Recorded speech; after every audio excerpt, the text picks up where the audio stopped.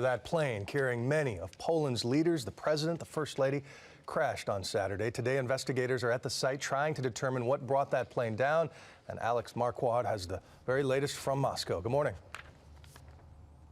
Good morning, Bill. That's right. 96 people were killed in that plane crash, including Poland's president, first lady, and much of the country's political and military elite. The delegation was on their way to a ceremony commemorating the more than 20,000 Polish officers killed in 1940 by Soviet secret police. Today, flowers continue to pile up in front of the presidential palace as the nation begins a national week of mourning. A siren wailed as Poland's capital came to a standstill Sunday morning for a moment of silence. Flags are flying at half-staff across the country, and its citizens are mourning as they try to come to terms with the loss of their president and so many others. This is one of the greatest tragedies in the history of our nation, Poland's prime minister said.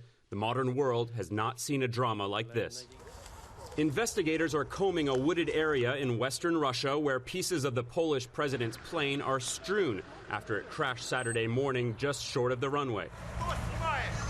The pilot tried to land the plane in thick fog, making at least 2 attempts and ignoring orders from the control tower to divert to another airport.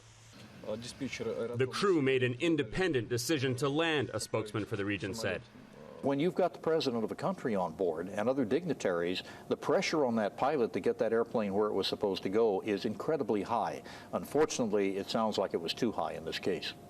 Among the dead was also a Polish-born artist from Chicago, home of one of the U.S.'s biggest Polish communities. Russian Prime Minister Vladimir Putin, who has personally taken charge of the investigation, visited the crash site Saturday. Poland's acting president said that elections that were supposed to be held in the fall will now be moved up to take place within the next 2 months. Kaczynski was seeking his second term as president. Another presidential candidate from the opposition was also on board the plane. One more person was supposed to be on that flight, unnamed, but never showed up. Investigators have found the plane's black boxes and are now examining them in the presence of Russian and Polish officials.